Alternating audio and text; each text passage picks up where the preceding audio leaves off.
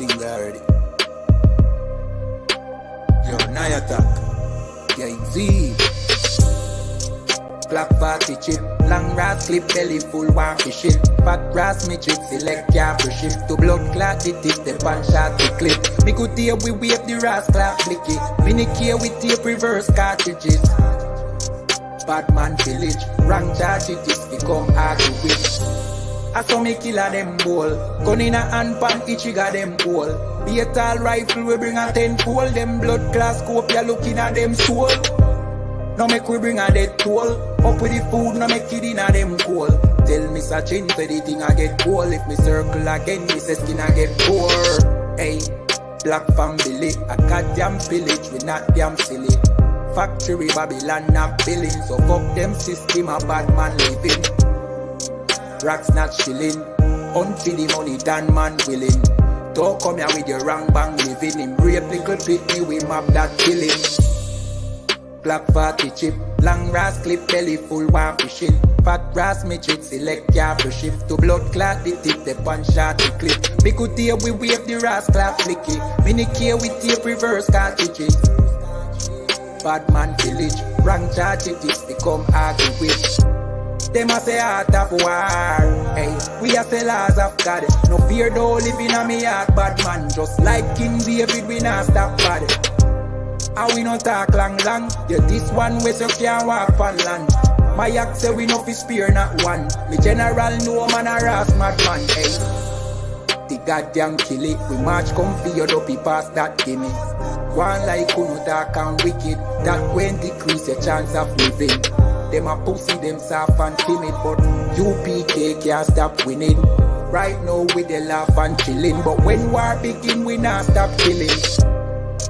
Black 40 chip, long grass clip, belly full, one fishing. Fat grass midget, select careful shift to blood clot, it is the pan shot to clip. Me could hear we wave the ras clap blicky. Mini care with tape reverse cartridges. Bad man village, rank charge it is become arguing. I saw me killer them ball, gun in a hand pan, each got them hole. Be a tall rifle, we bring a 10-fold, them blood class scope, ya looking at them soul. Now make we bring a dead toll. Up with the food, now make it in a them cool. Tell me such thing, say the thing I get cold. If me circle again, me say skin I get poor.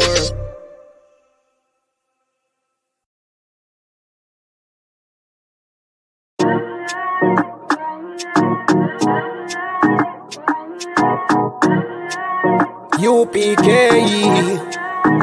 O1 West. Babylon is falling to rise no more again. Babylon is falling. Freedom is here, my friend, not just part of the nation. Yeah, our shine never come bring peace in start of the vision. Now put your trust in the riches and wealth, contamination. I just the last statutes and commandments. We make the decision to keep them with precision. I just part of the nation. Daniel get a vision. Him see the black Christ, it wasn't a white depiction. No allegiance to Rome nor its regions. Come out them religion if you want be a free man. Cause the deacons them full of demons. Same situation with Rasta with Islam.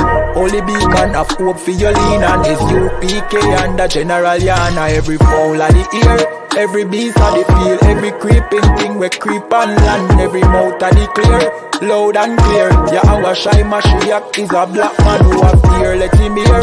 Time to prepare. Spiritually separate from Babylon. We no weak, we no fear.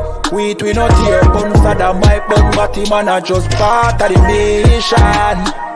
Yeah, our shine never come bring peace in start of the vision. Now put your trust in the riches and wealth, contamination. I just the last statutes and commandments. We make the decision to keep them with precision. Just part of the nation. Send evils and curses on the horse sitting on the beast and all churches. America fall, them deserve it. Rome get defeat, history repeat another first day. Hey, 400 years they work with, then desert with, then turn round and call we worthless. But now the COVID lurking, them hurting, and then the doctors and nurses. Hey, one day to a building of return after the long journey. No care much money you a earn, if you still want Babylon burn. One day table in a turn after the long journey. No care much money you a earn, hey, I just start of the mission. Yeah, our shine never come bring peace in start of the vision. No put your trust in our riches and wealth, guns are ammunition.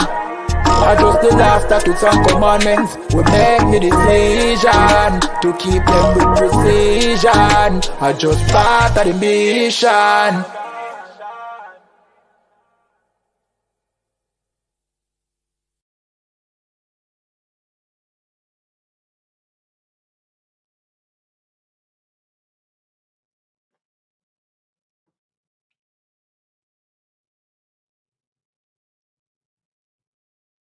Testing 1 2, testing 1 2.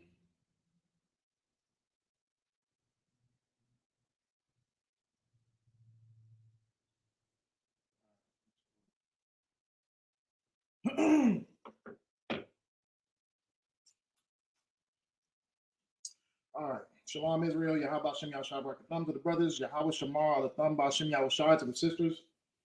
Today we have Tuesday Brotherhood class. And I want to get on a certain particular topic. And the title today is the Lord with the Prisoner. I get into conversations with brothers who are still locked up in the system, and in my experience of having the privilege to be able to teach them brothers, to have the privilege to be able to talk to those brothers, you know what I'm saying? A lot of the perspective, because you know what I mean, the world is filled with the perspective of Christianity, you know what I'm saying? But Christianity doesn't abide by the actual true God in the Bible. So I have to teach them brothers, I have to show them brothers the actual true perspective of the God in the Bible, because from their perspective is that because of their situation, they feel as if the Lord is not with them. You know what I mean? They feel as if God has absolutely no interest or love with them. You know what I mean? But you know what I mean? Luckily for Rock Shah, for the ISUPK and the Commander Junior Hana, I mean, we get the privilege to show these brothers the truth, to teach these brothers the truth, show these brothers that not only does the Lord love you, but the Lord has given you an opportunity to rejuvenate your life. He's giving you an opportunity to start from scratch. He's taking you away from the distractions, and he's giving you a chance to recharacterize yourself. You know what I'm saying? Don't be so much in the pressures of feeling like, oh yeah, I have to do this in order to survive in society. I gotta do this, to make money, I gotta do this, I gotta do this. You know what I mean? Now you are in a situation where you're put into having to sit down for a minute and rethink and rejuvenate your whole lifestyle. You know what I'm saying? A lot of people don't get that privilege. You know what I mean? This is what I have to teach those brothers. You know what I'm saying? A lot of people don't get a chance to renew their life. You know what I mean? A lot of brothers have to die within their sin. A lot of brothers are out here and they either smoke themselves to death, or either, you know what I mean, put themselves in a situation where they were violently taken away, violently unalived, regardless of whatever the situation is. You know what I mean? So having the privilege to be able to speak to the brothers who are actually incarcerated at the time period, that message has been spread out. You know what I mean? The Lord not only giving you a chance to be able to rejuvenate your life, but he's also brought the Lord's prophets to be able to send this message that all Blacks, Hispanics, and Native Americans, regardless of whatever circumstance you're in, you know what I mean, you have a chance to change. You have a chance to reinterpret everything that goes on in your life. You know what I'm saying? You have that opportunity. As long as you have a breath of life, you got an opportunity. You know what I mean? This is what we push to those brothers. You know what I mean? We spread that message down. You know what I mean? But the only way that you're going to be able to get it is to get in this truth. You know what I mean? To get in this truth and change, because this truth requires change. You know what I mean? So, you know what I mean? We're gonna give if brothers are watching, you know what I mean? Because it's not like brothers don't have the opportunity to have internet access within being incarcerated. You know what I mean? I came across a bunch of brothers. I led them to a lot of brothers who have internet access, have YouTube access to our channels. So I kind of want to just speak to them brothers for a minute. You know what I mean? But the thing about it is that we are not the Christian church. You know what I mean? We are not anything like the Christian church. And we show exactly what the true God in the Bible, his perspective is and what he wants. You know what I mean? And the thing about it is the Lord, which you won't get this from the Christian church, but the Lord deals with prisoners. The Lord deals with people who are incarcerated. And at the end of the day, as long as you live right, and as long as you treat your lifestyle as a time of change, and that I'm serious about my change, I'm serious about wanting to change my ways, and you do that, you know what I mean, and you show the Lord that you are capable of doing that, the Lord's gonna be with you. You know what I mean? So what we're gonna do is we're gonna get into certain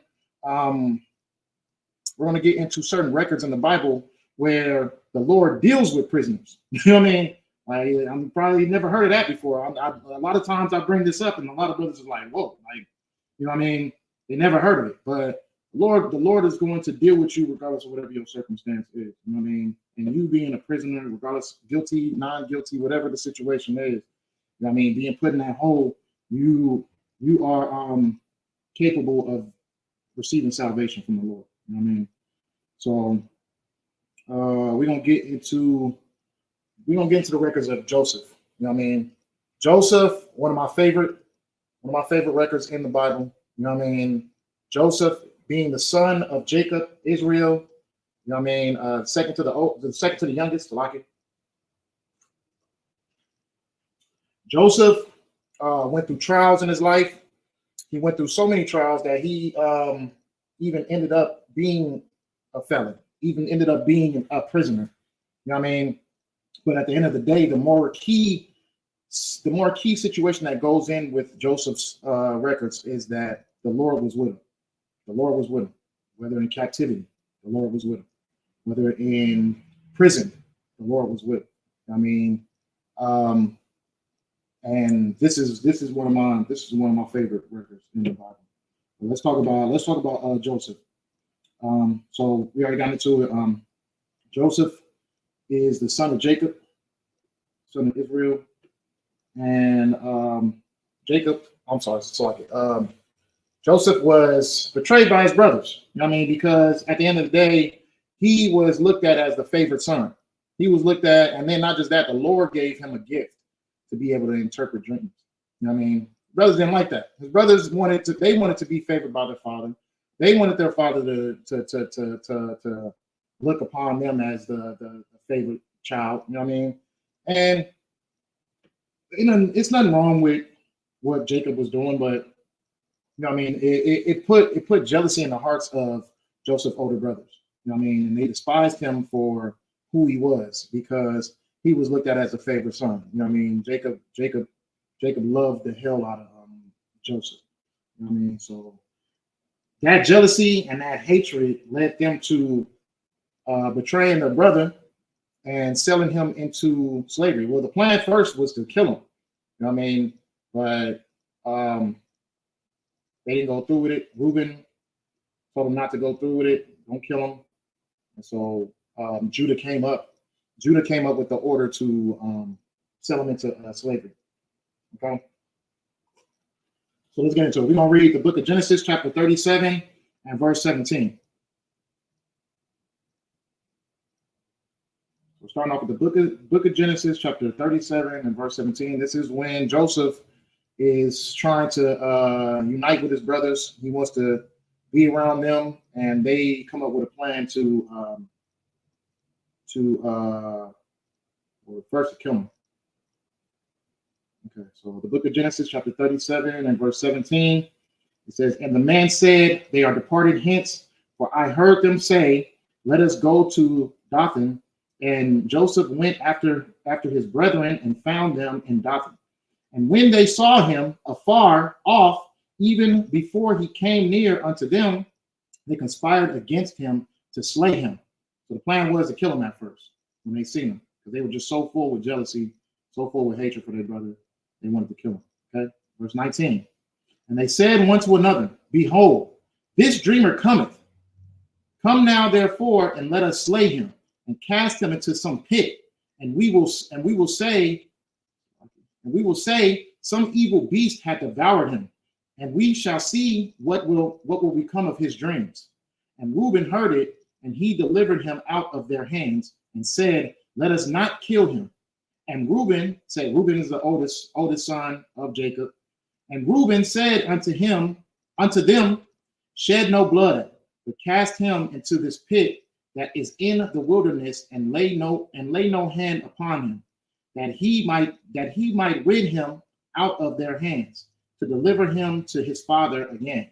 So Reuben stopped them from killing their brother. You know what I'm saying? Because the plan was to kill him at first. Like, I mean, we tired of him and his dreams. We're tired of him and telling us that he's better than us. And, you know what I mean? We're tired of the affection and love that our father shows towards him and the favoritism that he gets. So we want to kill him. So they come up with a plan to kill him. Reuben stops him. Reuben being the oldest, he stops him from killing him. And we're on verse 23. And it came to pass when Joseph was come unto his brethren, that they stripped Joseph out of his coat of many colors that was on him. Now his coat was made by his father, and it was just a token of how much he loved him. And it was a beautiful coat with many colors on it. And they took it and they stripped it off of him. And verse 24. And they took him and cast him into a pit, and the pit was empty, there was no water in it. And they sat down to eat bread, and they lifted up their eyes and looked, and behold, a company of Ishmaelites came from Galilee with their camels, bearing spicery and balm and myrrh, and going to carry it down to Egypt. And Judah said unto his brethren, what profit is it if we slay our brother and conceal his blood? Come and let us sell him to the Ishmaelites, and let not our hand be upon him, for he is our brother and our flesh, and his brethren were content. Then there passed by Midianites merchantmen, and they drew and lifted up Joseph out of the pit, and sold Joseph to the Ishmaelites for 20 pieces of silver, and they brought Joseph into Egypt. So, you know what I mean, this is just one of the examples of one of the hardcore trials that Joseph had to endure. You know what I mean? As a young man, he was as a young boy, he was taken and conspired against by his own flesh and blood. You know what I mean? They wanted to take his life, they wanted to kill him, and they ended up not killing him due to the compassion of Reuben.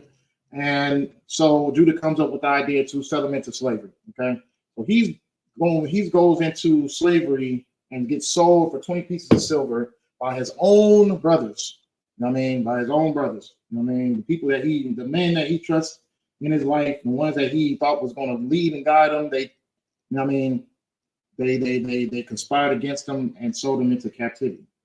Now, scrolling down to verse 36, Genesis 37 and 36, we're going to keep reading. And the Midianites sold him into Egypt unto Potiphar, an officer of Pharaoh's and captain of the guard. So they sold him to this man, right? They sold him to he was an officer of Pharaoh.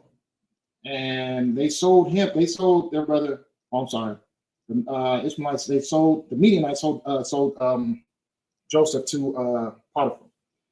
But the thing about it is, I mean, you think that, I mean, because of what Joseph is enduring, that the Lord is not with him. You know what I mean? You would think that. You know what I mean? But there's a method to the madness. You know what I mean? And everything that's happening to Joseph is meant to happen for him. And not just is it meant to happen for him, the Lord hasn't left his side once. You know what I mean? And it's not because of who he is or what he's capable of doing. It's because of what he's meant to do. You know what I mean? And not just that, Joseph was a humble man, and he did not steer away from serving the Lord at all.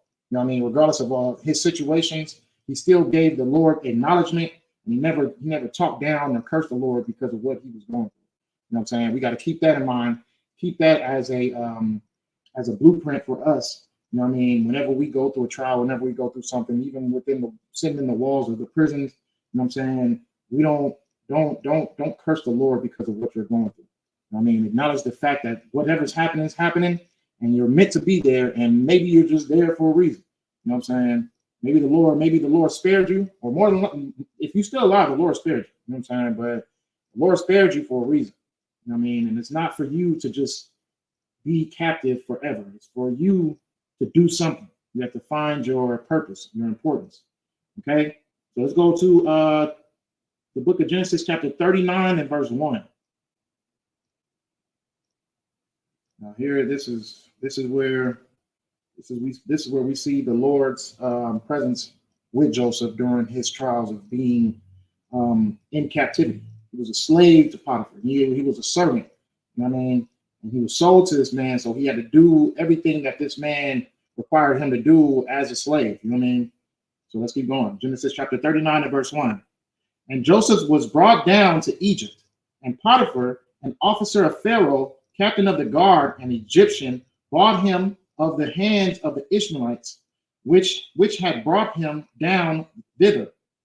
And the Lord was with Joseph. Let me read that again, verse 2. And the Lord was with Joseph. Let me read that one more time. And the Lord was with Joseph. So it may seem like an oxymoron. You know what I mean? Joseph is in slavery, but the Lord is with him. Joseph is a slave, but the Lord is with him. You know what I mean? It may seem like an oxymoron, but it's not. You know what I mean? It's not. The Lord is with Joseph throughout his trials and throughout his situations. The Lord is still with him. The Lord has not left Joseph. He's still with him. You know what I mean? So let's go to the benefits of the Lord being with Joseph. Verse 2, and the Lord was with Joseph, and he was a prosperous man in captivity. He was prosperous. You know what I mean? He was a prosperous man in captivity. As a slave, he was still prosperous. And he was in the house of his master, the Egyptian. And his master saw that the Lord was with him. So not only is the Lord with him, he's being an example, even in his captivity, that the Lord is still with him. I mean, take heed to that. You know what I mean? Even in your captivity, you still have the Lord with you. You have to understand that. Even within the doings of your trials and tribulations, the Lord is still going to be with you. You know what I mean? You got to understand it. You have to have a full understanding of that. It's not an oxymoron. You know what I mean? The Lord's going to be with you regardless. And it says, and that the Lord made all that he did to prosper in his hand. And Joseph found grace in his sight. And he served him, and he made him overseer over his house. And all that he had, he put into his hand. And it came to pass from that time he had made him overseer in his house, and over all that he had, that the Lord blessed the Egyptian's house for Joseph's sake, and the blessings of the Lord was upon all that he had in his house, in the house and in the field. So, you know what I mean?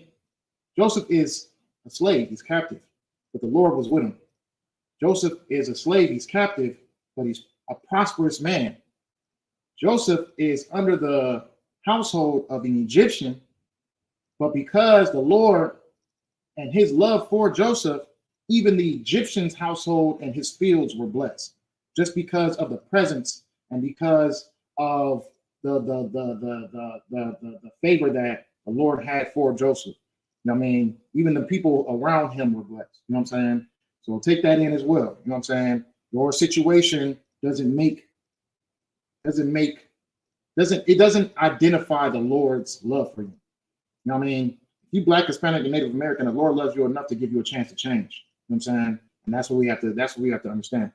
I mean, if you are Black, Hispanic, and Native American, the Lord has granted you an opportunity and gave a sacrifice, which is our King, you know what I mean, Yahushua Mashiach, you know what I mean? He gave a sacrifice for us to be able to become his people again, not for us to continue to keep on doing wrong. I mean, a lot of people, incarceration doesn't stop them from still doing the things that they used to do when they was in the world and doing worse while they're in there. I mean, it doesn't stop the violence, it doesn't stop the banging, it doesn't stop the drug use, none of that stuff. You know what I mean? Prison is just a place for people to be at that's committed crimes. You know what I mean? It doesn't stop the crime. People are still in there committing crimes. You know what I mean? But having that opportunity and knowing that you have the opportunity to change, or you have the opportunity to keep on messing up, to be in a position that you are in at this moment. You know what I mean? To the things that led you into your incarceration. You know what I mean? Doing what you did, or you know what I mean, even if you're innocent. Take the situation. Joseph was innocent. Joseph didn't do anything wrong, but he's in captivity. You know what I mean? He's a slave. Did he do anything wrong? No, he was innocent. But at the end of the day, because he still served the Lord, because he stayed righteous, the Lord was with him, and the Lord had favor on him. And the Lord favored him so much that the people that not only did the officer of Pharaoh make him, he made him a head of the servants in his household. You know what I mean? He got a strong title within this captivity, and not just that, the man's household was blessed just because of the presence of Joseph. You know what I'm saying? So let's keep going. Where do we leave off at? I think we left off. Okay, we left off on 6. And it says, and he left all that he had in Joseph's hand, and he knew not aught he had, save the bread which he did eat. And Joseph was a goodly person and well favored. He was favored within his captivity. You know what I'm saying? Take that in mind. Your condition, your captivity, whatever it is that you're going through, does not base the Lord's favor on you. I mean, even within the walk through the fire, the Lord is going to be with you. And you have to understand that. You know what I'm saying? All of us have to have a understanding that, you know what I mean, just continue to keep serving. You know what I mean? Because you never know what hearts you might be touching. You know what I mean? What knowledge you might be spreading, what wisdom you might be spreading in the conditions that you're in. You know what I mean? Christ was in the ghetto. You know what I'm saying? Joseph was in captivity. But all in all, he still served the Lord and became an example of the Lord's favor. You know what I mean? And he became an example of the Lord's love. You know what I'm saying? And captivity didn't stop him from shining in the way that he was shining. Okay? So what happens to Joseph? What happens to Joseph is Potiphar's little slutty wife, a heathen, you know what I mean? She looks at Joseph with a lustful eye. You know what I mean? She's looking like, okay, this is a servant, and you know what I mean, he handsome, you know what I mean, he got it going on, favored. You know what I mean? I want a piece of him. You know what I mean? So she starts to make her attempts to, you know what I mean, get him in her bedroom. I mean, while Potiphar's not around. You know what I mean? So she continues to keep on making her, she makes her attempts, and she makes her attempts. She gets so aggressive so much that to the point where she damn near, she strips off the clothes off of Joseph as he's running away from her, because Joseph know better. Joseph know better than to break the law. Not only is it a sin to sleep with a heathen, but it's also a sin to sleep with a man's wife. You know what I mean? And he honored those laws, even though he had, you know what I mean, he didn't have to. I'm not saying that he didn't have to, as far as like it wouldn't be a sin. He was a servant. He had to do what his masters was telling him to do. But he chose that even if they kill me for not breaking the law, then they just gonna have to kill me. You know what I mean? He was so dedicated and not to disappointing the Lord that even if it was a threat to his own life, he wasn't gonna sleep with that woman. You know what I mean? And she ripped the clothes off of him. He runs out of there. So as she has the clothes, she's just like, okay, this man don't want nothing to do with me. So I'm gonna set him up. And so she makes it seem to Potiphar that Joseph made a pass at her, and Joseph tried to, you know what I mean, take it from her. Potiphar's just like, man, like this happened. Like, I can't deal with you no more. You know what I mean? You over here messing with my wife while I'm not around. I can't deal with you. So Potiphar sends him off into prison, sends him to be a prisoner. I mean, in Pharaoh's prison, right? So let's see. We're gonna go scroll down to verse 20. Genesis 39 at verse 20. We're gonna see what Potiphar does to Joseph after this situation. You know what I mean? And it says, and Joseph's master took him and put him into the prison, a place where the king's prisoners were bound. And he was there in the prison. But the Lord was with Joseph. Read that one more time. But the Lord was with Joseph. So Joseph gets sent into from captivity, from slavery, being favored by his master, to being pushed into prison because of a lie that a heathen woman gave, saying that Joseph was trying to sleep with. You know what I'm saying? So even in that, even being sent into prison now, he goes from a slave to prison to a prisoner, and the Lord is still with Joseph. It's not an oxymoron. We got to continue to keep on dwelling within that scripture. Verse 21 of chapter 39 in Genesis. The Lord is with Joseph. The Lord will be with you as well. If you serve him the right way, if you're doing exactly what you're supposed to be doing, if you live in the way that he wants you to live, which is following the commandments, which is getting in this body, getting to work, the Lord is going to be with you. I can attest to that. You know what I'm saying? I can be a walking example of that. Regardless of whatever the circumstances are, the situations are, the Lord is going to be with you. Okay? So let's keep going. Verse 21. But the Lord was with Joseph, and showed him mercy, and gave him favor in the sight of the keeper of the prison. And the keeper of the prison committed to Joseph's hand all the prisoners that were in the prison. And whatsoever they did there, he was the doer of it. The keeper of the prison looked not to anything that was under his hand, because the Lord was with him, and that which he did, the Lord made it to prosper. So even in imprisonment, Joseph is still prospering.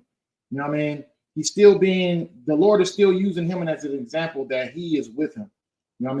So his condition didn't make anything different. The Lord still showed his favor to Joseph in his condition of being a prisoner as well. So within his captivity of being a slave, the Lord was with him. He showed his favor to him. Within his condition of being pushed into imprisonment, the Lord is still with Joseph, and he's being an example, and so much an example that Joseph continues to be the shot caller, because everyone can see with some authority, everyone can see that the Lord is with Joseph. Okay? Take that with you. Being in prison doesn't stop the Lord from being with you. Being in prison doesn't stop the Lord from loving you, from giving you favor. The Lord from, making you prosperous within your dwellings. Doesn't stop anything. It actually makes the situation a little bit better, because the Lord loves to show out. A lot of people think that they're going to die in prison. But the thing about it is, if you got the Lord on your side, anything can happen. Anything can turn around. Anything can change. You just got to put it in the Lord's hands. That's why we call it walking through the fire. It's not a comfortable walk. It's not going to be something that just feels good the whole time you're going through it. The Lord is not the Lord of gain. It's not about gain. It's about what you're able to endure in order to get to the other side and still serve and love the Lord. And still have faith that these prophecies will come to pass. That's what it's all about. So the Lord was with Joseph. And so much so to the point where, Joseph gets put in position. Joseph not only becomes to being a slave to a prisoner, but now it's time for the Lord to show up and show out in his life. And the Lord is going to do just that, because Joseph practiced patience, he practiced endurance, and he practiced still serving the Lord, still being that vessel of an example. That regardless of whatever the situation is, the outcome of the situation, the setting of the situation, the Lord is going to be with you. That's what our brothers got to know that are behind those walls right now. It doesn't matter what the judge says. It doesn't matter what the jury says. It doesn't matter what the deck say. All in all, the only thing that matters is what the Lord is capable of doing. And trust me, those walls are not more powerful than the Lord's hand. You know what I mean? You got to have a full understanding of that. Those walls are not more powerful. That system, this corrupt system, is not more powerful than the Lord's hand. Okay, so let's keep going.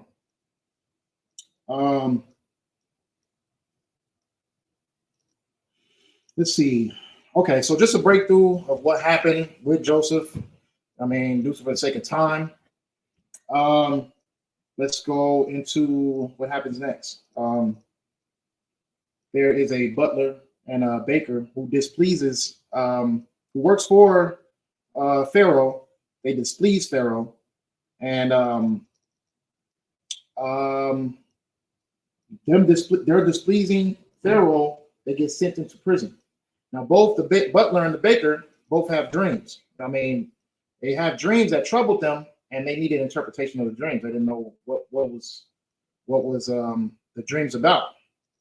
And Joseph comes across their conversation, and he's just like, "Well, the Lord interprets dreams." You know what I mean? So let me know what your dreams are, and I can try to give you a breakthrough of what's going on. So they tell him, and who is it first? It's the butler. The butler gives his dream about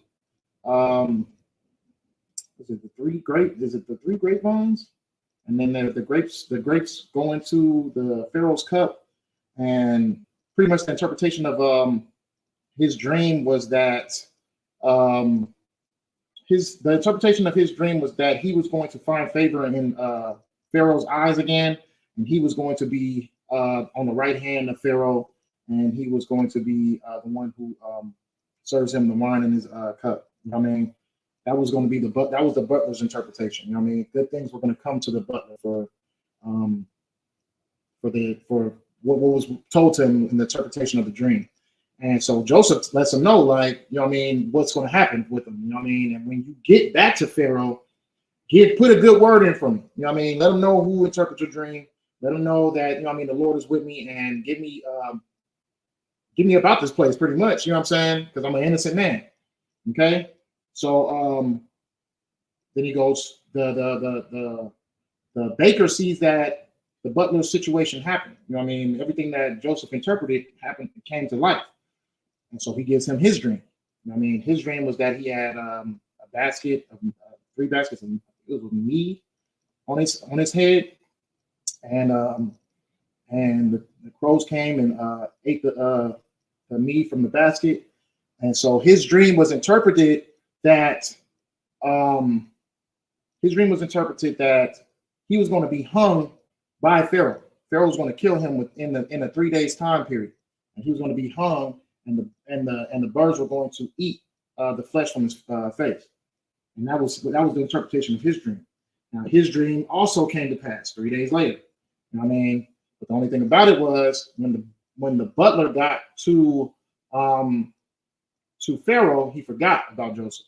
I mean, he was probably so happy that he got up out of prison. He just was like, you know what I mean? He forgot all about what was going on with Joseph, and he forgot to put in a good word for him. He forgot all that. You know what I mean? So Pharaoh, he ends up having a dream. He had a dream that troubled him so much that he needed to find the top magicians, the top translators in his kingdom in order to interpret this dream that happened to him.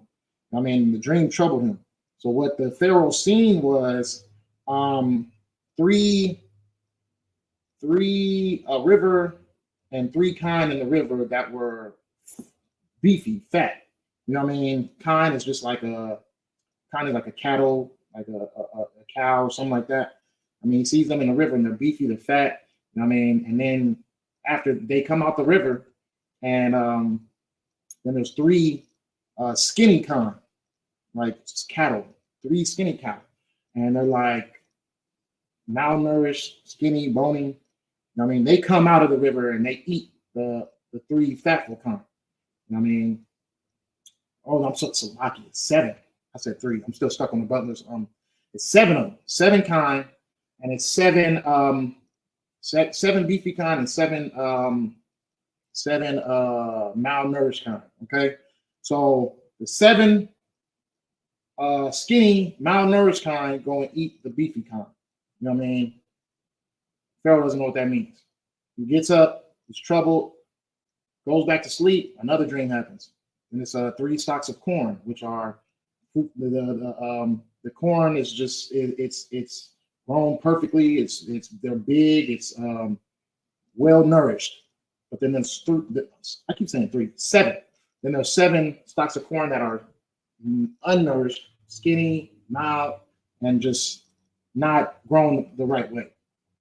Those stalks of corn of the skinny lot takes over the good lot of the good corn, and it completely takes over and kills off the good corn. So Joseph hears this interpretation, and he's like, okay, both of these go together. This is the sign from the Lord, and these are signs that go together. Both dreams coincide with each other. And I skipped it. So they can't find a magician, they can't find an interpreter to find out what the reason of Pharaoh's dream. But as the butler hears the story, he's just like, oh, well, I ran into someone that would interpret dreams that was in prison. I mean, and I can bring him to you, and we can try to get him to interpret your dream. So he goes and remembers Joseph, and he goes to go get Joseph. He brings Joseph, and Joseph gets to interpreting. He comes before Pharaoh. Pharaoh tells him the dreams that he had. Joseph interprets it, tells him this is a sign from the Lord that there will be 7 years of good stock, of good grain. You know what I mean? And then there'll be 7 years of famine.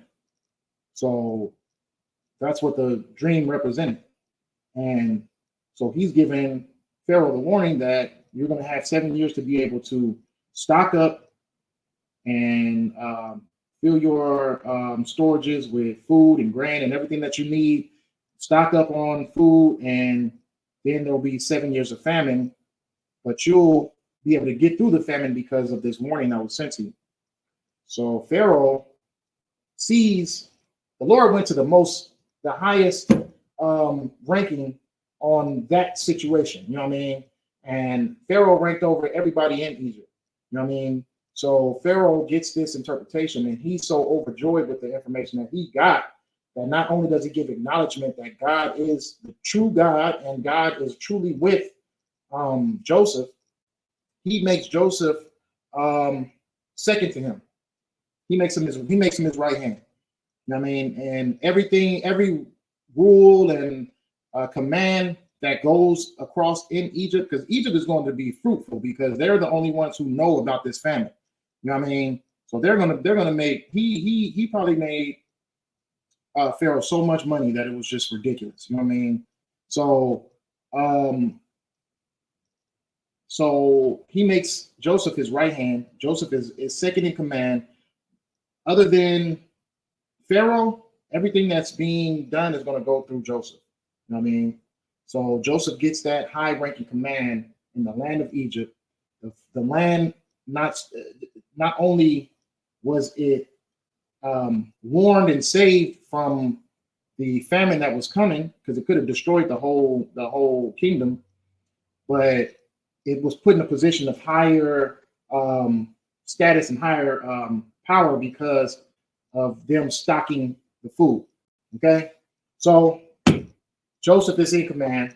Joseph is ruling, and he comes from being a captive of a slave to rulership and calling the shots. And that's just that prosperity came from the Lord being with him. That prosperity came from him being not losing faith, not blaming God for the situation, not feeling like God didn't love him because he was going through a tough time, but for him staying righteous, staying loyal, not cursing the Lord because of what he was going through. That all came from that. Okay, so take heed to that story. You know what I mean? Joseph ends up ruling and rules for the rest of the day. So much so he doesn't just become a ruler in Egypt, but he also gets 2 different inheritances from God himself. You know what I'm saying? So his sons Manasseh and Naphtali were put I'm Slocky. I said Max Alvin. Ephraim. Manasseh and Ephraim. They were both put into the inheritance of the 12 tribes. You know what I mean? So the inheritance that was passed down from Jacob was given. One was given to Manasseh, and one was given to Ephraim. So his inheritance was split two ways. You know what I'm saying? So that is what being faithful and being favored by the Lord can get you. You know what I mean? The Lord can turn a prisoner into a ruler in no time. It's just about what you're capable of doing and where your spirit really lays at. Because your spirit has to be with the Lord regardless of whatever your circumstances are. If these people are telling you that you're gonna spend life in prison, keep your spirit with the Lord, and know that if the Lord wants you out, He's gonna get you out. You know what I mean? If the Lord, the people are going to tell you numbers and they're going to threaten you with numbers and everything like that. But at the end of the day, if the Lord wants you out, He's going to get you out. There's nothing that anyone can do. No corrupt system, no judge, no jury, no situation that can stop the Lord from doing that. Because at the end of the day, He's going. If He has to send down His angels to get you up out of those cells, He's going to send them out. You know what I mean? You are not what your situation is. You know what I'm saying? And you're not trapped in your situation, regardless of whatever they're telling you, regardless of how many years they're throwing at you. You're not trapped. You have a chance to be able to not only be free physically, but also free spiritually. You know what I mean? You don't have to be bound down to the sorrows of iniquity anymore. You know what I mean? You get a chance to change, but you have to be willing to change. You have to put in the efforts and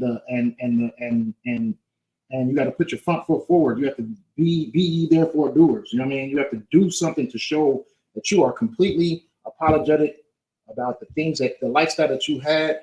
You know what I mean? The things that you were ignorant to, and you want to make a change in your life. You know what I mean? And you want to change for the Lord. You know what I mean? And allow the Lord to be that example in your life. And the Lord, if He got to, He will bust those walls down to get you up out of there. Let's go to another record. You know what I mean? Because a lot of people don't know. It's a lot of felons in the Bible. You know what I mean? Christ had a warrant out for His arrest. Christ was dipping and dodging away from, you know what I mean, people who wanted to lock Him up, to kill Him, to stone Him. You know what I mean? Christ had that. Christ had to do that. Christ Himself. I mean, but there was like even His prophets had to deal with imprisonment. But all in all, at the end of the day, was the Lord with him? Let's see. Let's go to the book of Acts, chapter 12, and verse 5.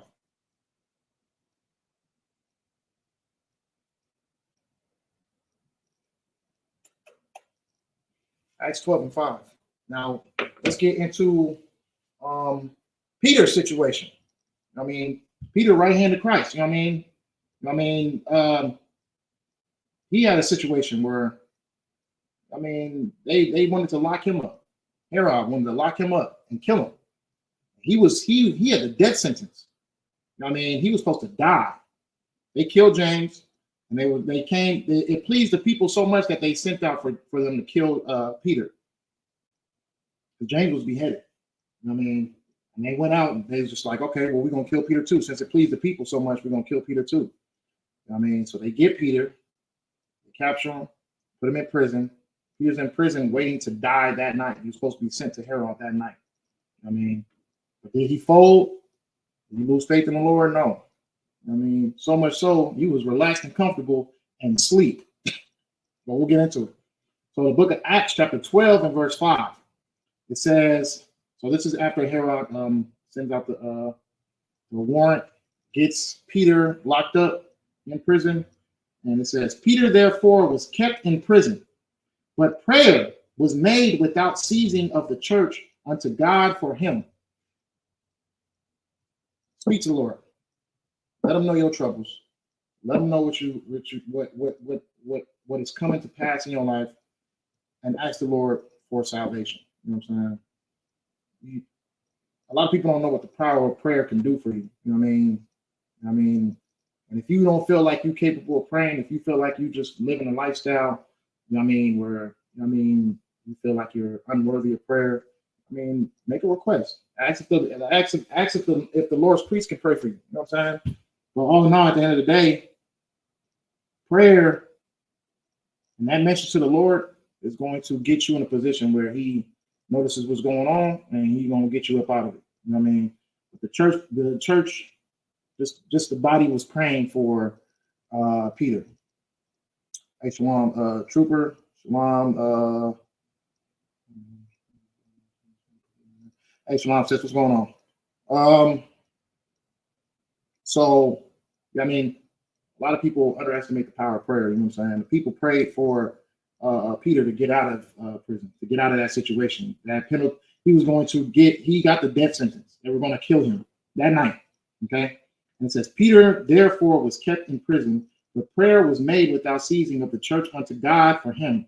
And when Herod would have brought him forth, the same night Peter was sleeping between two soldiers, bound with two chains, and the keepers before the door kept the prison. And behold, the angel of the Lord came upon him. So Peter's sleeping, and he's such a big deal that they got him chained up to two guards and reassure that he doesn't get away. I mean, and they got the guards at the door. They got the guards protecting the whole spot, making sure that he doesn't get away. But they're reassuring that they're going to kill him that night. You know what I'm saying? So he's chained up to two guards, and he's passed out sleep. Okay. Let's see. Verse 7. And behold, the angel of the Lord came upon him, and a light shined in the prison. And he smote Peter on the side and raised him up, saying, Arise up quickly. And his chains fell off from his hands. So what are we seeing here? I mean, the Lord wanted Peter out of prison so bad, he sent the angel to come and help him escape up out of there. I mean, and the guards don't know what's going on at this time period. Peter rose up and his chains fell off of him. You know what I mean? The chains that he was chained to the two guards fell off of him.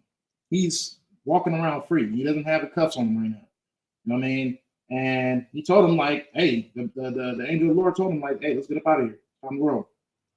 Okay. And verse 8, and the angel said unto him, Gird thyself and bind on thy sandals. And so he did. And he saith unto him, Cast thy garment about thee and follow me. And he went out and followed him, and wist not that it was true which was done by the angel, but thought he saw a vision.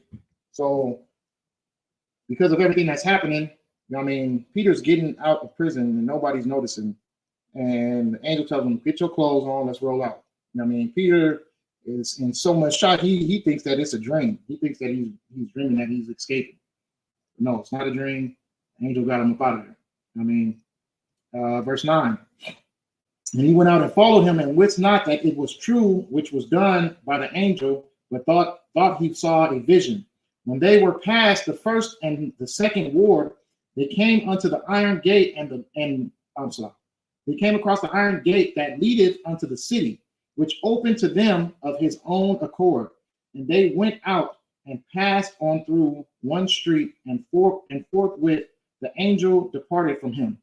And when Peter was come to himself, he said, Now I know of a surety that the Lord hath sent his angel, and hath delivered me out of the hand of Herod, and from all that expectation of the people of the Jews. So that execution that was supposed to happen never happened. Why? It's because the Lord freed him out of that prison. Okay? The Lord got him up out of that situation. You know what I mean? And that's the Lord's capable of doing the same thing for you. Even if he got to send an angel down to get you up out those walls. You know what I mean? He'll do it. But the thing about it is you have to be righteous enough for him to make that move to do it. The Lord's not going to release you from your situation of being in prison and being captive for you to go out into the real world and mess up again and make the same mistakes over and over and over again. You know what I mean? If you want to solidify your change, you have to solidify it. You know what I mean? Have to change. It can't be, oh yeah, well, I'm gonna try it out. I'm free. I'm just gonna do it for about a week, and then I'm gonna get back to being righteous with God. No, you know what I mean? Make the change before you leave. Make the change before you leave. Change yourself. Change your ways before you get up out of it. Before the judge is telling you that, you know what I mean, that this is going to be the time period you got to spend in here. Before all that, you know what I mean? Start to change within yourself, not because the expectation of getting out of prison, but the expectation of getting out of that imprisonment of sin. I mean, that's the main key focus. Because once the sin stops, the person, the spirit changes. You know what I mean? And it's not so much the expectation of getting out, because maybe it's just not your time to get out right now. Maybe the Lord has to deal with you in a situation of getting to the brothers who's around you. You know what I mean? Sometimes that happens. But at the end of the day, if the Lord wants you out, he's going to get you out. And he's capable of doing it. Whether even if he has to send down his angels and cause a miracle to happen for you to get out, he's going to get you out. You know what I mean? But the work comes first. And if you got to work while you're in there, then work while you're in there, depending on whatever your situation is. You know what I mean? Some brothers ain't meant to teach. Some brothers are just meant to just either be an example, or some brothers are meant to spread the word on from this person to that person to that person, depending on what it is. You know what I mean? Utilize what your purpose is. You know what I mean? The only way that you can utilize what your purpose is by getting into the place of purpose, which is the body of Christ, which is Isupk. You know what I mean? And you anywhere else you'll be doing your purpose wrong. I mean, there's a lot of brothers in there who think that they know the truth, that don't really know the truth.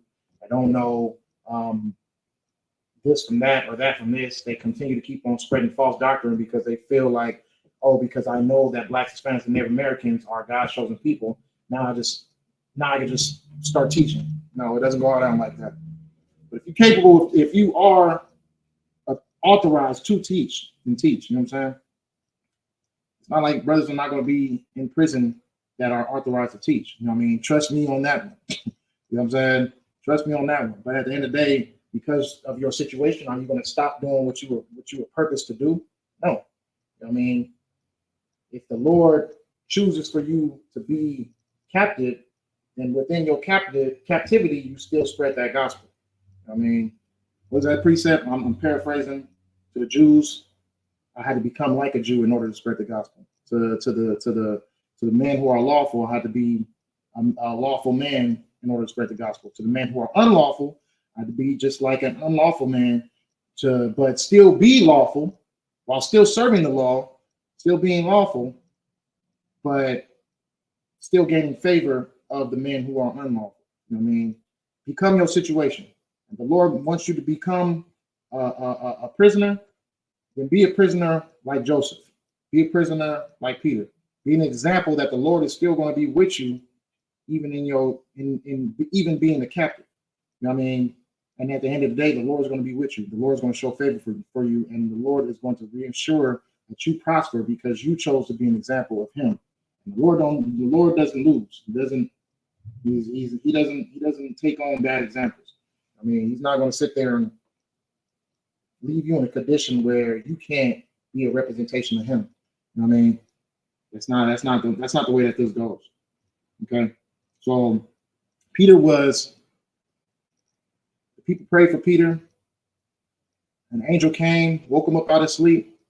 That night he was supposed to be killed, and an angel led him out of that prison, unscratched, unscathed, with no issue. Okay, Peter was a felon. Peter went to jail. You know what I mean? Peter was a felon as well. So don't let our Christian church teach you that, you know what I mean, you have to have a certain status in order to have favor from God. That's completely false. God is not the God of gain.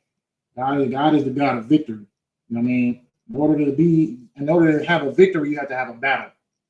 You know what I mean? So that battle is going to be the thing that leads you out into your victory. Okay? So let's go to Paul. People don't know that Paul was a felon as well. Let's go to Acts 16 and 19. The book of Acts, chapter 16 and 19.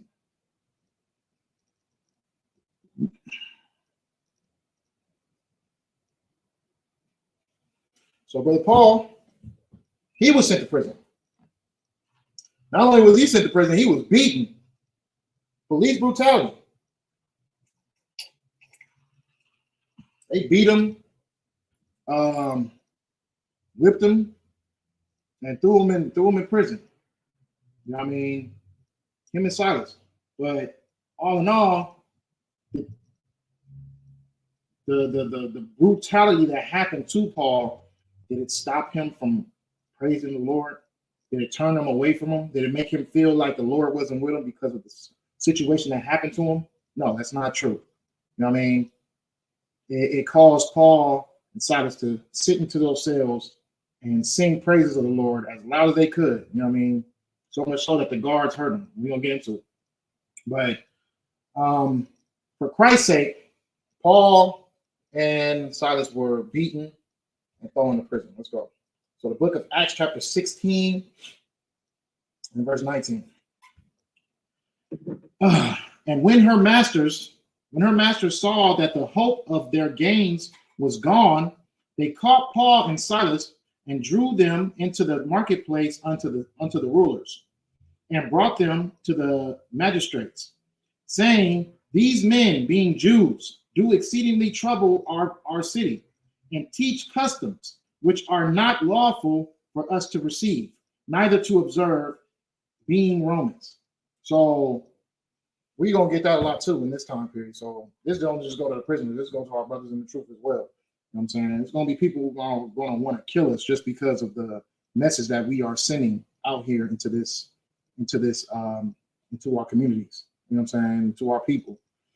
Those are going to want to kill us. And we see that today. You know what I mean? We got terrorist people driving into the schools, and you know what I mean, people trying to fight us at camps and a whole bunch of stuff happening. But at the end of the day, does that stop us from doing what we got to do? Does that shake our faith? No. It only makes us stronger. You know what I'm saying? It only makes us more willing to serve the Lord even more. You know what I mean? Because we see that the same things that the prophets had to go through back in the day is the same things that we're going through at this time period as well. You know what I'm saying? These are the examples of the Bible. And only to truly know the Bible is to know that of this lifestyle that comes with it. I mean, if you know your pastor, if you know your church and you know the church people, you think that the Bible reenacts that, but it's nothing like it. The Bible reenacts what we do here. The Bible reenacts the battles and trials that we have to face here. I mean, nothing is new under the sun. So the things that we're dealing with right now, there's the things that they dealt with back in the times of Paul and Peter and Christ. You know what I mean? So we're on verse 22.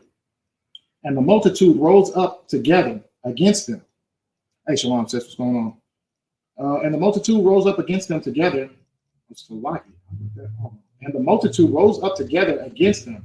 And the magistrates rent off their clothes and commanded to beat them. And when they had laid many stripes upon them, they cast them into prison, charging the jailer to keep them safely, who, having received such a charge, thrust them into the inner prison and made their feet fast in the stocks. So they beat them,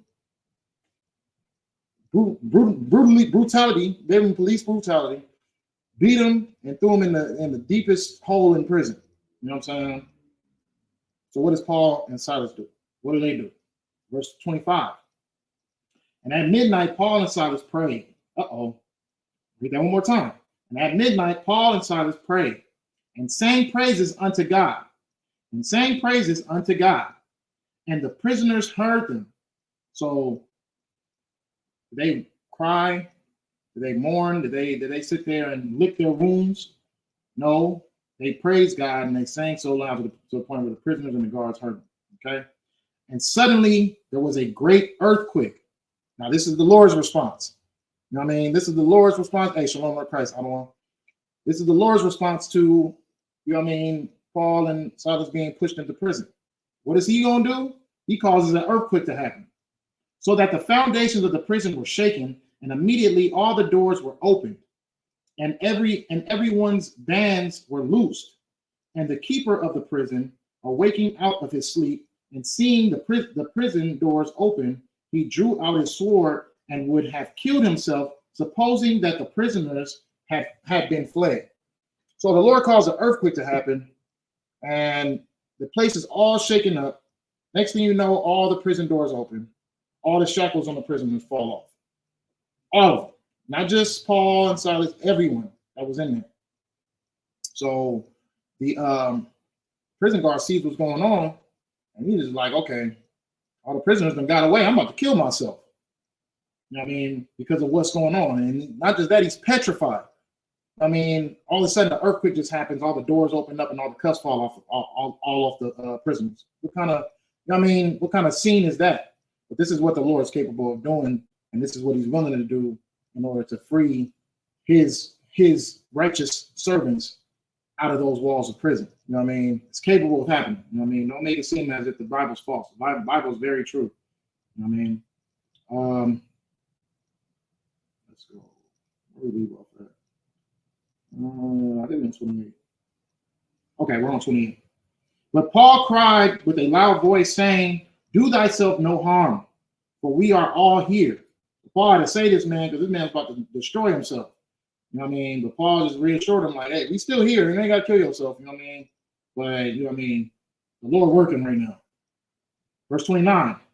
Then he called for a light and sprang in and came trembling and fell down before Paul and Silas and brought them out and said, "Sirs," they go from, I can't even say the word right now because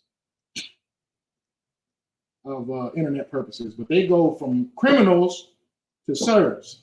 You know what I mean? That's what the Lord is capable of doing. You know what I mean? We're seeing it all throughout every different example that it, from Joseph to Peter to now Paul. You know what I mean? Paul and Silas went from criminals, probably, you know what I mean, called the most, you know what I mean, worst of things, being beaten and being pushed into the jail, to now they are sirs. And this man is terrified. He's trembling. What must I do to be saved? So he's asking them. He's asking the prisoners. He's asking the criminals what he needs to do to get saved.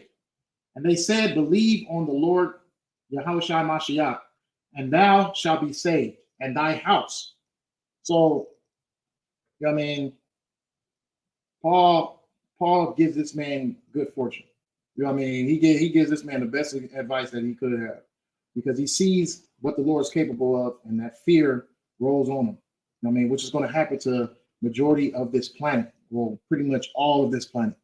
They're going to see what the Lord is capable of, and fear is going to come to them. But at that time period, it's already going to be too late. I mean, you had your chances to change. You had your chances to give your trust in the Lord. You had your chances to reimburse your life and turn away from sin. You know what I mean? It's not like you didn't know no better. You know what I mean? Once you get into these classes, you're going to know better from right and wrong. But you chose to do wrong. You chose to continue to keep on, you know what I mean, letting the lust of the flesh and the lust of the eyes and the lust of your spirit send you into a place where salvation is not kept. You know what I'm saying? So now you have to deal with the consequences. And the consequences, look at what the Lord is capable of. Look at what the Lord can do. No one really wants to face the judgments of God when it comes. You know what I'm saying? But when they do, fear falls upon them in just a blink of an eye. You know what I mean? Because the Lord is, you know what I mean, he's a God of blacks, Hispanics, and Native Americans, but he also can be a terrifying God. You know what I'm saying? He also can terrify you. He also can torment you because of the wrongs that you committed. You know what I'm saying?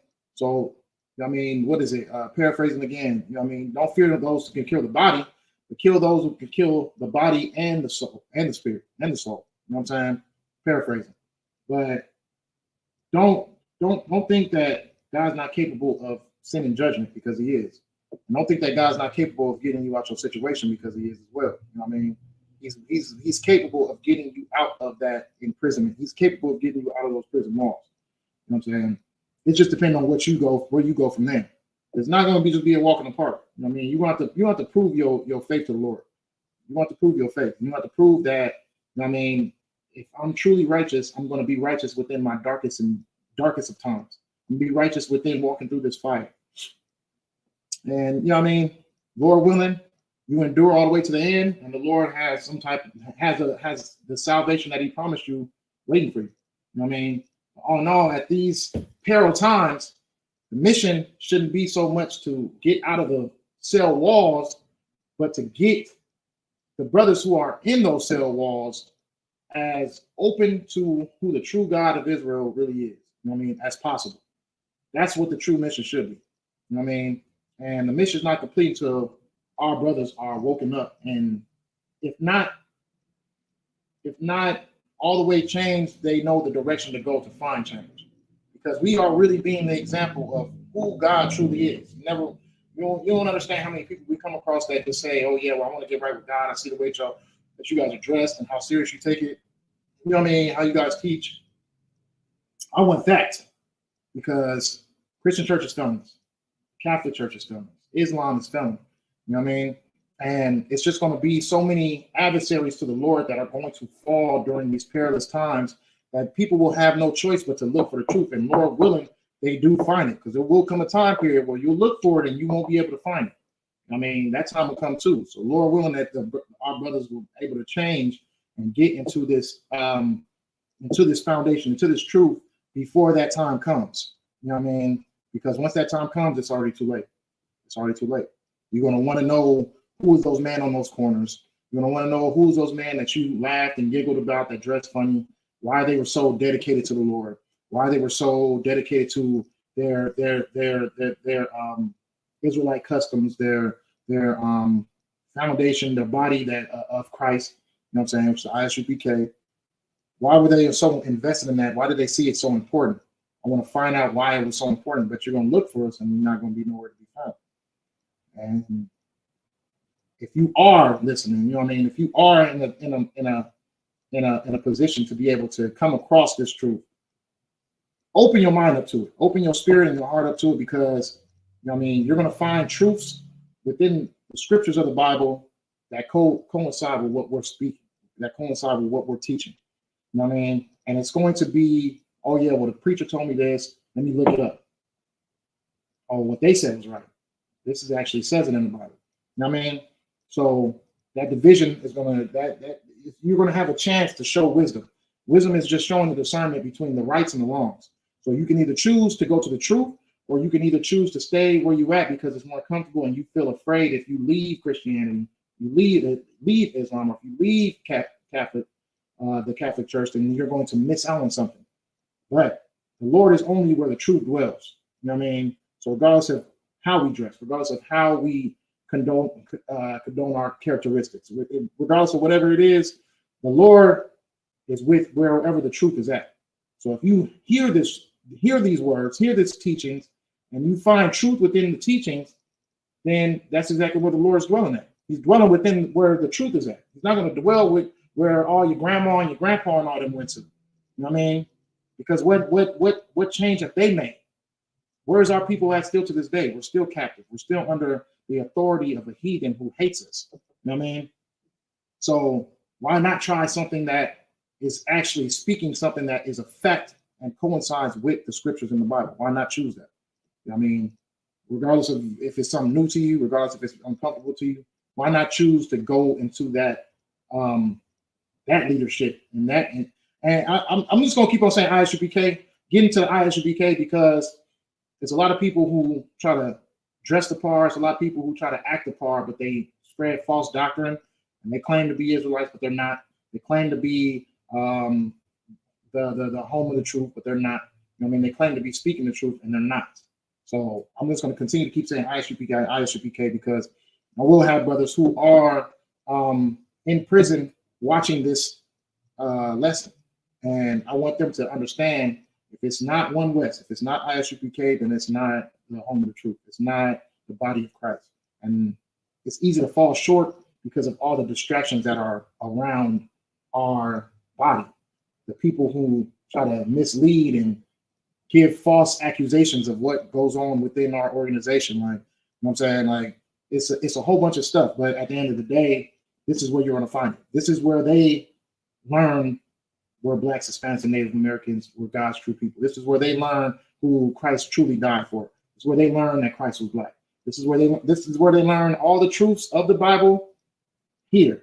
And they took the truths and mixed it with their own lust and started their own facilities.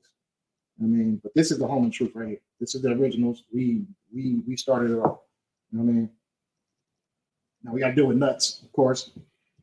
It seemed like the Israelites all got the, you know what I mean, this Israelite doctrine, we get all the nuts. Like, I mean, all the thoroughbreds, they come within this body, you know what I'm saying? But the ones who leave and want to do their own thing and make their own stuff up, brothers, you get to know them, they're nuts. They're nut jobs. And the reason why they left is a reason. I mean, but this is where you're going to find a favor. This is where you're going to find a favor that the Lord has for his people here. You know what I mean? Within these teachers, within this body. You know what I mean? This is where you'll find it. And you can receive that that favoritism the same way that Joseph received his favoritism, the same way that Peter received his favoritism, the same way that Paul did as well. You know what I'm saying?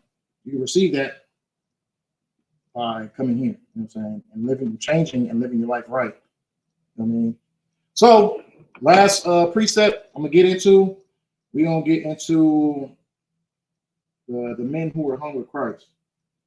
You know what I'm saying? That's a good example too, you know what I mean? Because they were up there for a reason. They did something that caused them a murderer and a thief. I mean, they've committed crimes, and they were on being put as an example of why you should commit crimes, because that's what the crosses was used for. It was like a death of embarrassment. You know what I mean? So all the people could see you die, and you know what I mean. It was like it was an embarrassing death. It wasn't like a regular, oh yeah, put him to death, and because of him committing the crime. They used the crosses for people that they didn't want to commit those crimes again. You know what I mean? So they try to use them as an example. You know what I mean? Revolutionaries, murderers, thieves, things that they didn't want people to do again. They put people out on those crosses for them to be an example of why you shouldn't do it. They put Christ up there as well, and he died in an embarrassing way, but he did it for the sake of his people. He did it for the sake that even me could be treated in this type of manner, even though I could have got out of this situation, but I did it for the sacrifice of my people. You know what I mean? And he went through with it, and he did what the mission held. So let's go to the book of Luke, chapter 23 and verse 39.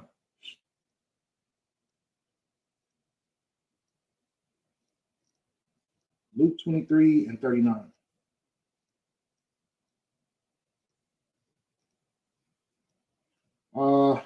Okay, so this is Christ being crucified. Two men next to him. I mean, one with a lack of, I wouldn't say so much a lack of faith, just more like an accusation. Like, okay, well, ain't you supposed to be the Son of God? Why don't you just help yourself and then help us? Why we got to sit here and die when you have the power to be able to, you know what I mean? You have this reputation of being able to save us, and you can save yourself, so why won't you just do it? I mean, and the other man, he cuts him. He's letting him know, like, you know what I mean? We deserve to be up here. He doesn't deserve to be up here. So to talk to a man like that in that type of manner is just like, I mean, you know, different than the people that was down there spitting on Christ, telling him, oh yeah, well, have your God save you. If you're the Son of God, have your God save you. Have your Father save you. Have your Father save you. I mean, they mocked him. They cursed him. They try to make a fool of Christ. I mean, and the thing that he was speaking was no different than what they were saying down watching Christ being crucified. Okay, so let's go. The book of Luke, chapter 23 and verse 39. It says, one of the malefactors which were hanged railed on him, saying, if thou be Christ, save thyself and us. But the other answering rebuked him, saying, does not thou fear God, seeing thou art in the same condemnation? And we indeed justly, for we receive the due reward of our deeds. But this man have done nothing amiss. So, you know what I mean? He's letting them know, like, ain't you up here? You believe in God. You believe God's real. You think that you are a servant of God, but you up here just as well as him. You know what I mean? So we're up here for a reason. We did what we did, and we're up here because we did the wrong thing, and we're here being an example. Christ didn't do anything wrong, and yet he's still up here suffering with us. You know what I'm saying? So What we leave off with? Verse 41. And we indeed justly, for we receive the due reward of our deeds. But this man hath done nothing amiss. And he said unto Jesus Lord, or Yahushua Mashiach, remember me when thou comest into thy kingdom. And Jesus said unto him, verily I say unto thee, today shalt thou be with me in paradise. So the Lord Christ is not calling. He's not saying that, you know what I mean, they're in paradise. You know what I mean? Christ is really speaking like this is what the true paradise is. This suffering, this reason is going to lead into so many good different things that, you know what I mean, you're going to join me within this righteous death. And the righteous death comes within him being the ultimate sacrifice. You know what I'm saying? You join me in this righteous death. You know what I mean? Not so much they were going to fly out and just go out into heaven together. You know what I'm saying? But that righteous death was the paradise. And regardless of how bad the situation may have looked, there was so much good things that came after that. You know what I mean? The Lord was able to, not able to, but the Lord sent out the new covenant for his people, for Blacks, Hispanics, and Native Americans. You know what I mean? Because that sacrifice was made. Because he did exactly what he was supposed to do, we were able to get back into the covenant of the Lord. We were able to fall back into order with the Lord. And not just that, we were capable of getting our kingdom back. You know what I mean? Because of the sacrifice that Christ had made. You know what I'm saying? So that's the true paradise. It wasn't the condition of what they were in. It wasn't him suffering on that cross. It was because of what the outcome was going to be after he did exactly what his mission was to do. That's the true paradise. You know what I'm saying? So don't feel like your situation is what couldn't be considered a paradise. You know what I mean? Because at the end of the day, there's no telling who the Lord is trying to reach out to. There's no telling who the Lord is trying to get this message out to. And our brothers and sisters who are behind those prison walls are no different than us on here on the outside. I mean, the Lord has love for them if they are his people. You know what I mean? But they need to know how to fall in line. They need to learn. They need to know how to serve him the right way. And you can do it behind those walls. You're capable of doing it behind those walls. You're capable of being an example just like Joseph was. You're capable of being an example just like Paul was. You know what I mean?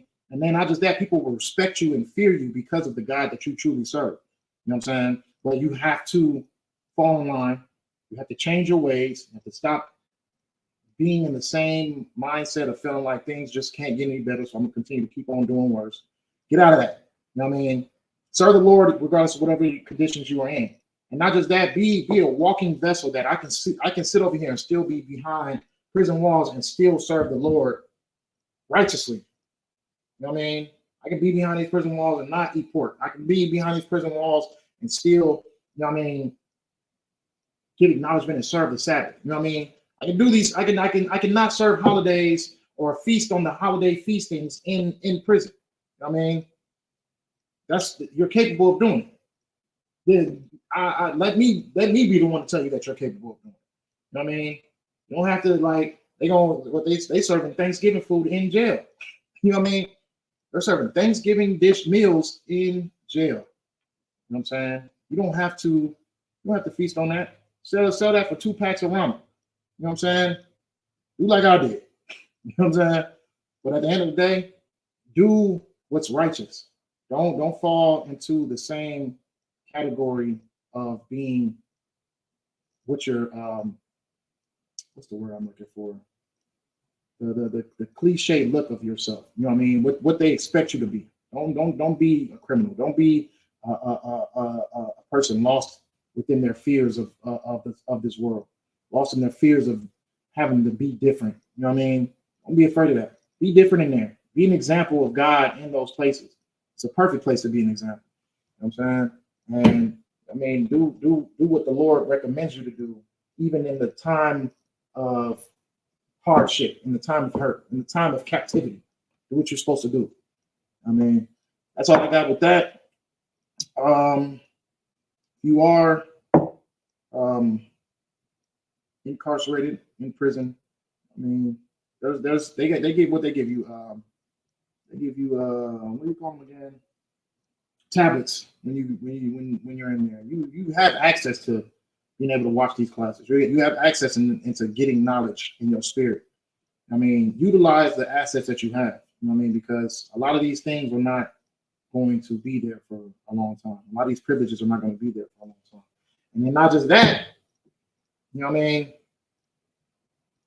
The system that everybody fears so much, this wicked, evil system that was created by our oppressors, this thing is going to fall.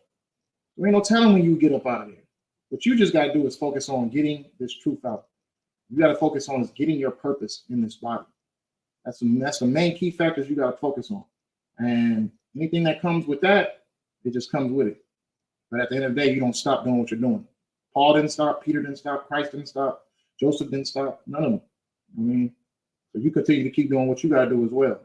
And whatever obstacles that come to your front door to try to stop you from doing it, you need to realize and understand these are there for a reason. You know what I mean? These are there for a reason, and I'm not about to fall into that trap anymore. I'm gonna continue serving the Lord. I'm not gonna curse the Lord for the things that are trying to distract me. You know what I mean? Because regardless of whatever the setting is, the situation, the trials are, just like Joseph, the Lord is gonna be with me. All right. With that, Shalom, Yahweh Shem Yahshua Baruch Hu to the brothers, Yahweh Shem Al Latham Ba Shem Yahshua to the sisters, the water for tuning in.